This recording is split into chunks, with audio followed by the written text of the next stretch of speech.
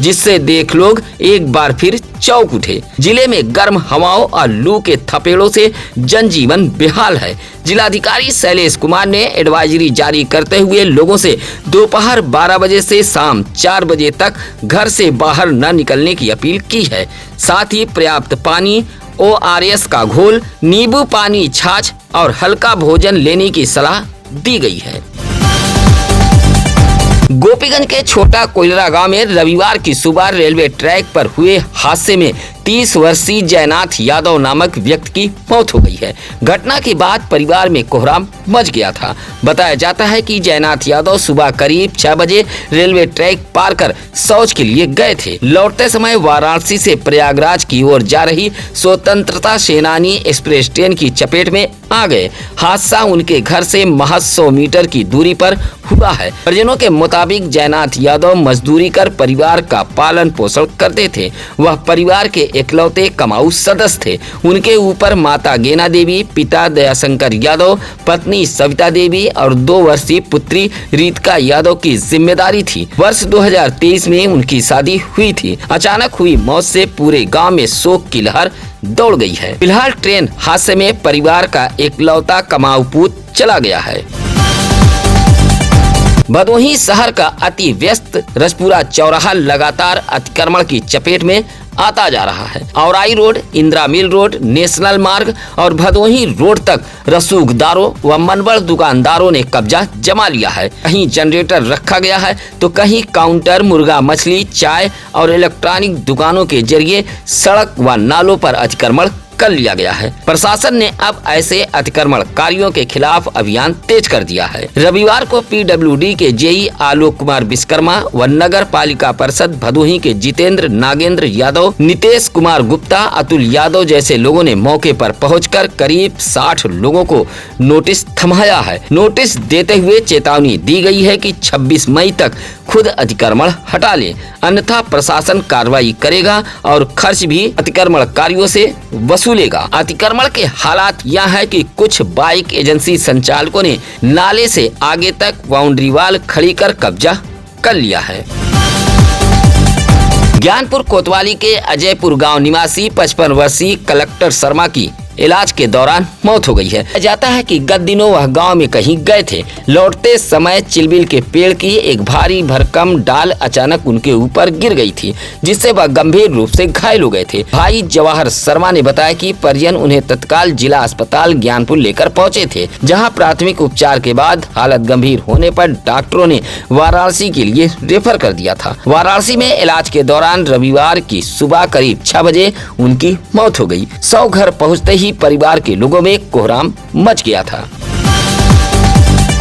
गोपीगंज कोतवाली इलाके के एक युवती को शादी का झांसा देकर शारीरिक शोषण और प्रताड़ना के मामले में आरोपी की गिरफ्तारी न होने से नाराज किसान यूनियन के पदाधिकारियों ने गोपीगंज कोतवाली पहुंचकर प्रदर्शन किया है। बताया जाता है कि 6 मई की घटना के बाद 7 मई को आरोपी नीरज विश्वकर्मा के खिलाफ मुकदमा दर्ज किया गया था, लेकिन 17 दिन बीत जाने के बाद भी आरोपी की गिरफ्तारी नहीं हो सकी है। इससे नाराज किसान यूनियन के राष्ट्रीय सचिव शिव कुमार सिंह के नेतृत्व में पदाधिकारी व कार्यकर्ता गोपीगंज कोतवाली पहुंच गए। आरोप लगाया कि आरोपी ने युवती को शादी का झांसा देकर लंबे समय तक शारीरिक संबंध बनाए और बाद में फोटो वीडियो वायरल करने की धमकी दी। मानसिक तनाव में युवती ने कोई संदिग्ध पदार्थ खा लिया था, जिससे उसकी मौत हो गई। गोपीगंज प्रभारी निरीक्षक शैलेश राय ने कार्रवाई का आश्वासन दिया है। सूर्यामा नगर पंचायत का ऐतिहासिक 52 बीघा तालाब की हालत पूरी तरह दयनीय हो गई है। वार्ड नंबर 1 अंबेडकर नगर इलाके में मौजूद तालाब का पानी सूखने के कगार पर है। स्थानीय निवासी राजा ने बताया कि तालाब में पानी की व्यवस्था के लिए मुख्य गेट पर भारी भरकम समरसेबल बोरिंग कराया गया था, लेकिन कई वर्षों से समरसेबल खराब पड़ा है।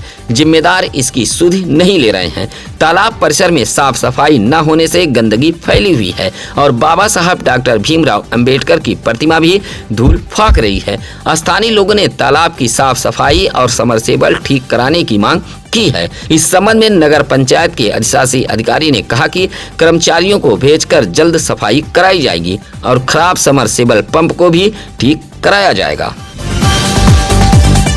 डीग ब्लॉक के अंतर्गत आने वाले बिरनई ग्राम सभा में विकास कार्यों की पोल खुलती नजर आ रही है। यहाँ बिंद बस्ती के करीब 35 मकानों में रहने वाले लगभग 400 लोगों को आज तक एक अदद पक्की नाली तक नसीब नहीं हो सकी है। हालात यह है कि बस्ती के लोग खुद हाथों से कच्ची नाली बनाकर घरों से निकलने वाले गंदे पानी की निकासी कर रहे हैं।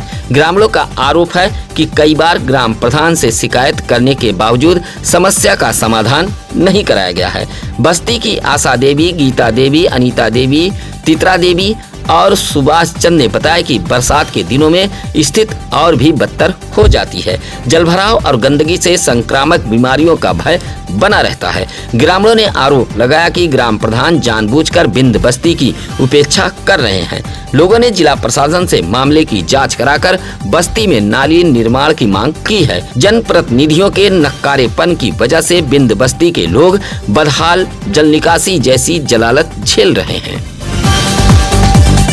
भदोही जिले में पड़ रही भीषण गर्मी, तपिश और नौतपा के बीच युवाओं की टीम ने मानवता की मिसाल पेश करते हुए राहगीरों को ठंडा शरबत वितरित किया है। भदोही शहर के इंदिरा मिल चौराहे के पास IICT कॉलेज के सामने रविवार की सुबह 10 बजे दोपहर 2 बजे तक शरबत वितरण कार्यक्रम चलाया गया था। इस दौरान करीब 2000 गिलास शरबत लोगों को पिलाया गया। भीषण गर्मी से परेशान राहगीर, मजदूर और वाहन चालकों ने शरबत पीकर राहत महसूस की है। आयोजन में शामिल युवाओं ने कहा कि गर्मी के मौसम में लोगों की सेवा करना सबसे बड़ा पुण्य है। इस मौके पर विश्वास यादव, अरुण पांडे, शुभम पांडे, विशाल मौर्य, विकास पांडे और योगेश पांडे समेत कई युवा मौजूद रहे।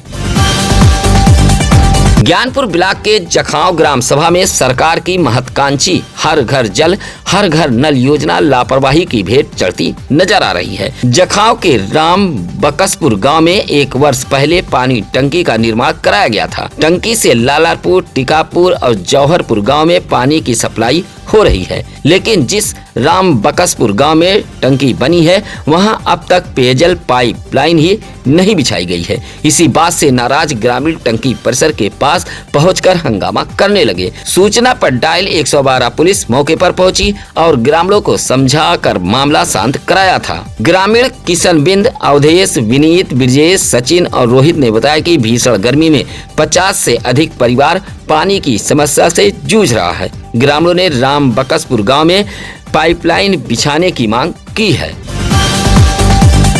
नगर पालिका परिषद भदोही पर भ्रष्टाचार के आरोप लगातार गहराते जा रहे हैं। आम आदमी पार्टी के SC/ST प्रकोष्ठ के जिलाध्यक्ष कमलेश कुमार गौतम ने नगर पालिका के निर्माण कार्यों की गुणवत्ता पर गंभीर सवाल उठाए हैं। उन्होंने कहा कि वार्ड नंबर 4 पकरी के मोहल्ला हिम्मतपुर बकुचिया में नहर से प्राथमिक विद्यालय तक करीब 2 माह पहले इंटरलॉकिंग सड़क का निर्माण कराया गया था, लेकिन सड़क अब जगह जगह बैठने व दरकने लगी है। इससे निर्माण कार्य में भारी अनियमितता की आशंका जताई जा रही है। इसी तरह कमलेश कुमार गौतम ने बताया कि सरैया प्राथमिक विद्यालय से बुखारा तक सड़क निर्माण के लिए लगभग 15 दिन पहले रोड खोद दी गई, लेकिन अभी तक निर्माण कार्य शुरू नहीं हुआ है। इससे स्थानीय लोगों को आने जाने में परेशानी हो रही है। कहा कि बारिश होने पर मोहल्ले वासियों की मुश्किलें और बढ़ जाएंगी। कहा कि जल्द ही जिलाधिकारी से मिलकर नगर पालिका के भ्रष्टाचार की शिकायत की जाएगी। गोपीगंज के राष्ट्रीय राजमार्ग लोहरा गांव के पास रविवार को एक ऑटो अनियंत्रित होकर पलट गया। हादसे में ऑटो में सवार खमरिया निवासी 54 वर्षीय कमला देवी समेत कई यात्री घायल हो गए थे। गंभीर रूप से घायल महिला को सामुदायिक स्वास्थ्य केंद्र गोपीगंज में भर्ती कराया गया था। बताया जाता है कि एक ऑटो गोपीगंज से सवारी लेकर औराई की ओर जा रहा था। लोहरा गांव के समीप अचानक ऑटो पलट गया। हादसे के बाद मौके पर चीख पुकार मच गई थी। आसपास के लोगों ने पहुंचकर ऑटो सीधा किया और फंसे यात्रियों को बाहर निकाला था। औराई पावर हाउस के परिसर में रविवार की दोपहर 2 बजे अचानक आग लगने से अफरा तफरी मच गई थी। बताया जाता है कि पावर हाउस के एक विद्युत तार से निकली चिंगारी परिसर में फैली घास फूस पर जा गिरी, जिससे आग भड़क उठी और तेज हवा के कारण आग तेजी से फैलने लगी। हालात की गंभीरता को देखते हुए पावर हाउस के गार्ड ने तुरंत इसकी जानकारी विभागीय जेई को दी थी। उसके बाद फायर विभाग की टीम मौके पर पहुंची और काफी मशक्कत के बाद आग पर काबू पाया था। हालांकि आग की घटना में पावर हाउस परिसर में रखे कुछ केबल और बॉक्स को नुकसान पहुंचा है। समय रहते आग बुझ जाने से बड़ा हादसा टल गया है।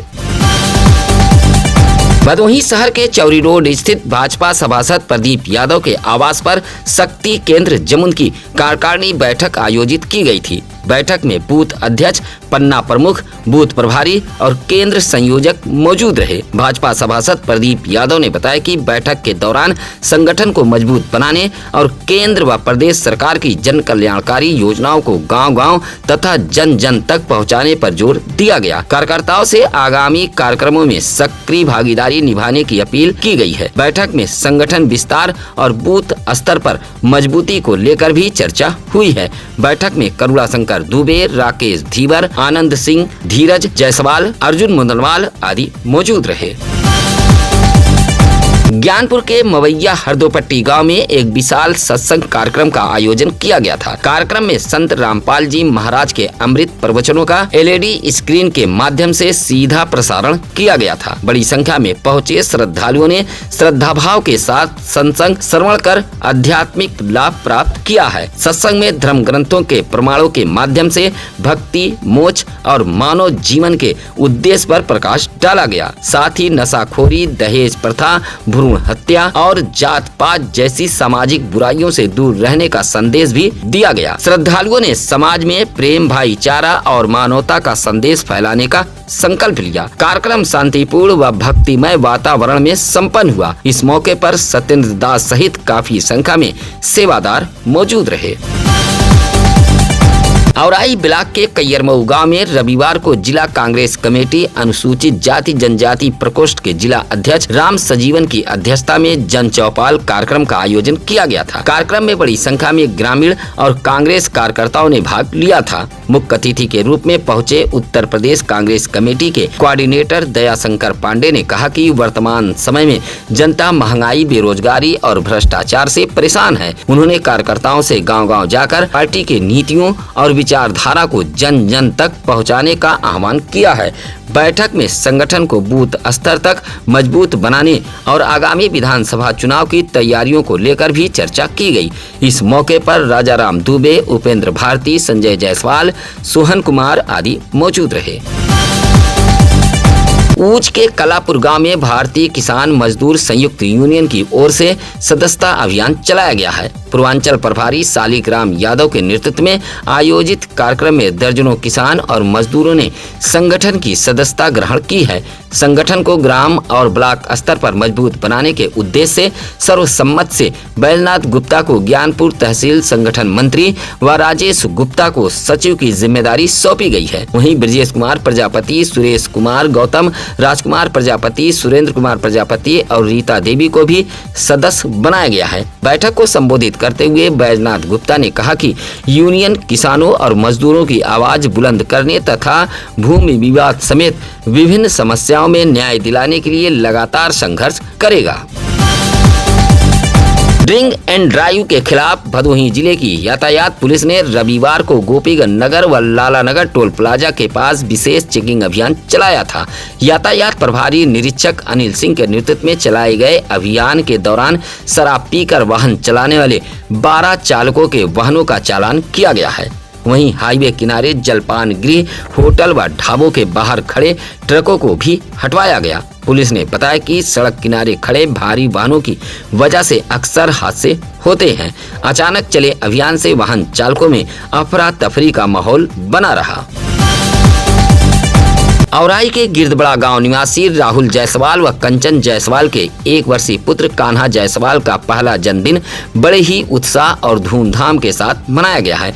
जन्मदिन समारोह में परिवार, नात रिश्तेदारों और पास पड़ोस के लोगों ने पहुंचकर कान्हा को आशीर्वाद और शुभकामनाएं दी हैं। इस दौरान केक काटकर खुशी मनाई गई। कान्हा को उपहार के रूप में सोने की चैन, चॉकलेट, बिस्किट, नगद और साइकिल भेंट की गई हैं। दादी अंजू देवी और दादा जगदीश जायसवाल ने आरती उतारकर कान्हा का जन्मदिन मनाया है। पूरे समारोह में खुशी का माहौल बना रहा। इस मौके पर सत्येंद्र केसरी, विनय केसरी, डॉक्टर कौशल सिंह, शौर्य आदि मौजूद रहे। आज सत्यम न्यूज की खबरों में बस इतना ही। चलते चलते हमारी भी आपसे गुजारिश है कि आप हमारे सत्यम न्यूज वेब टीवी से जुड़िए, बड़ी संख्या में जुड़िए।